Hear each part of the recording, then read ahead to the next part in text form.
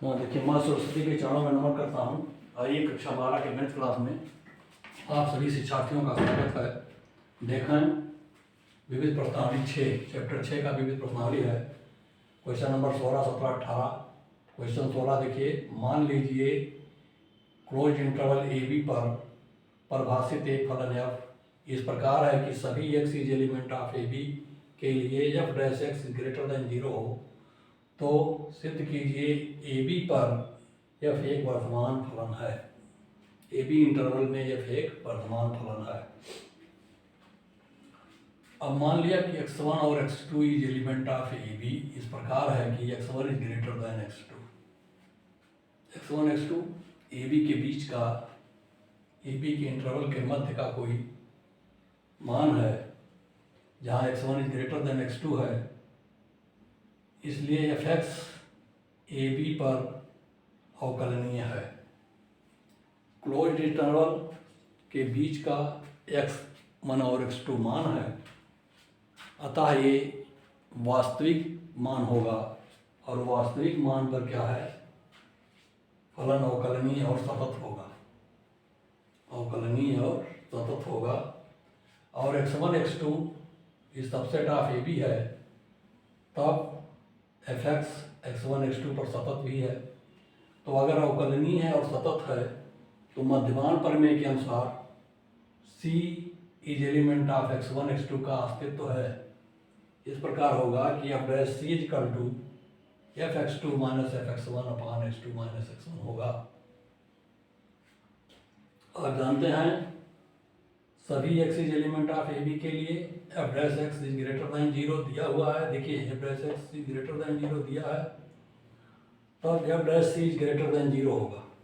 देखिए c का अस्तित्व है जो ए बी के मध्य है, x1 x2 के मध्य है। x1 x2 के मध्य अगर c है तो f dash c greater than 0 होगा, या fx2 minus fx1 upon x2 minus x1 greater than 0 है। अब fx2 minus fx1 greater than 0, तो fx2 is greater then fx1। देख लीजिए, इसको इधर ले जाइए, ग्रेटर होगा। अतः fx, आप इधर देखिए, क्योंकि x1 x2 ए बी के ए और बी विपरीत अंतराल में क्या है, स्वच्छ बिंदु है, तथा x1 is greater less than x2 है। x1 लेस देन x2 आपने माना भी है। अब fx2 is greater then fx1 है, अतः fx ए और बी में एक वर्तमान फलन होगा। ए और बी इंटरवल में f एक वर्तमान फलन है।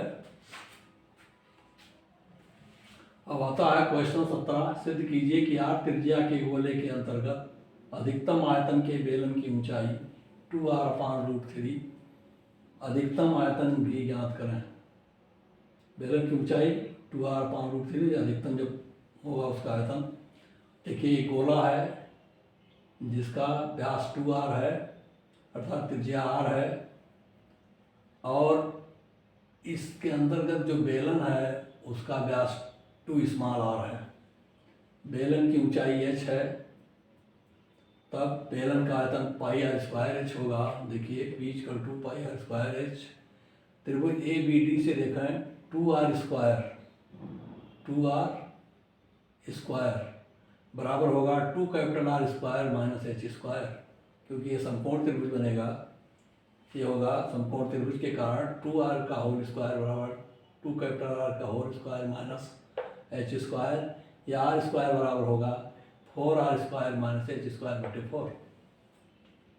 मेरे समझ में ये बात आ गई होगा। अब r स्क्वायर का मान आप यहाँ रख दें b के स्थान में, तो v इक्वल टू हो जाएगा pi 4r square minus h square upon 4 into h।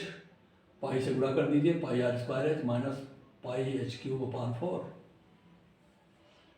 अब D V by D H निकालें तो pi R square minus 3/4 pi h square होगा, या डी स्क्वायर वी बटे डी एच स्क्वायर बराबर होगा 0 माइनस 3/2 पाई h। ये देखिए ऋणात्मक है, ऋणात्मक है तब उच्चिष्ट या निम्निष्ट है, क्या होगा, D V by D H equal to 0, तब 3/4 पाई h स्क्वायर। देखिए 3/4 पाई h स्क्वायर बराबर पाई आर स्क्वायर। या एच स्क्वायर बराबर 4r² / 3, एच बराबर होगा 2r/√3। ठीक है, यह चूँकि ऋणात्मक है अतः एच बराबर 2r/√3 पर आयतन V महत्तम है। V बराबर होगा πr² × 2r/√3 minus π/4 8r³ common ले लीजिए 2πr³ ये आ गया 1/√3 माइनस 1/3√3। 3√3 में से √3 घटा दिए तो 2√3 आएगा। 2√3 से इसमें गुणा कर दीजिए, 2 से गुणा कर दीजिए, 2πr³ कॉमन है तो यह आ जाएगा आपका 2 × 2 = 4, 4πr³ / 3√3।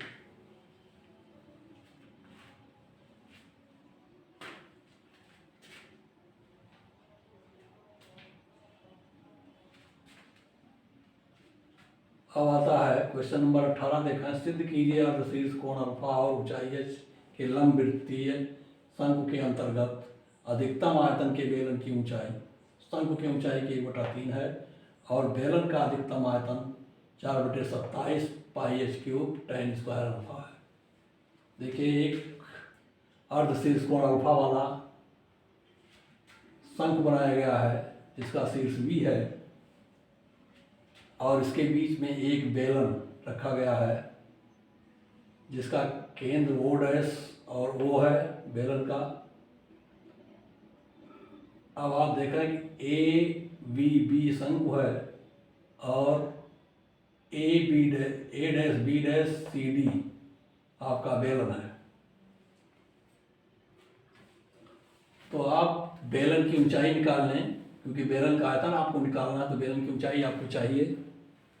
OO' बराबर होगा VO माइनस VO'। OO' बराबर होगा VO माइनस VO', ये होगा VO'।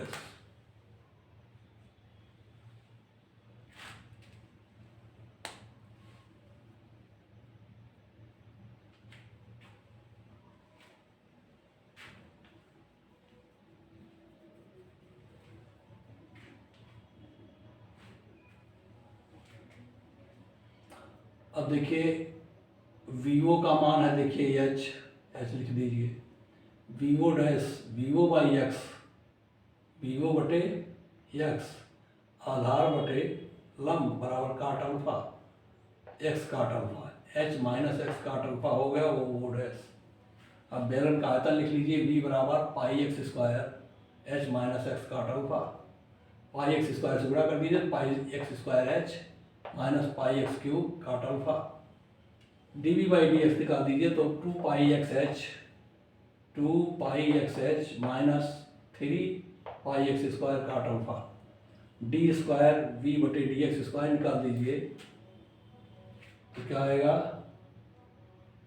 2πh माइनस 6πx काट अल्फा। अब dV/dx बराबर अगर 0 है तो x बराबर आ जाएगा, देख लीजिए यहाँ से x का मान आएगा 2h/3 काट अल्फा, 2h/3 काट अल्फा या 2h tan अल्फा/3, 2/3h tan alpha. ये x का मान आएगा।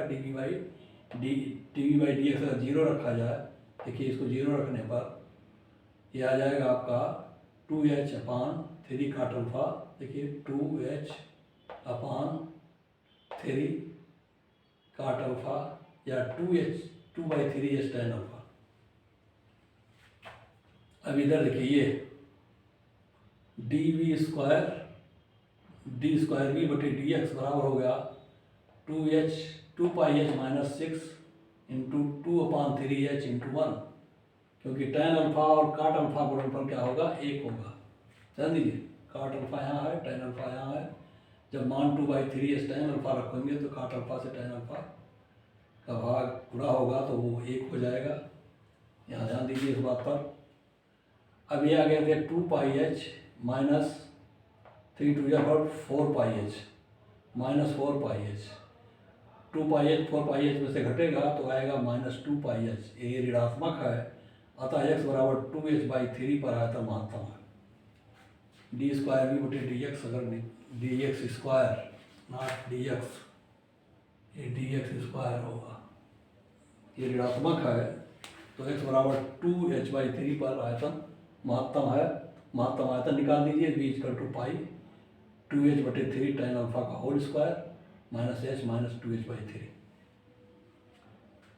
आ गया 4/27 pi h³ tan square alpha answer.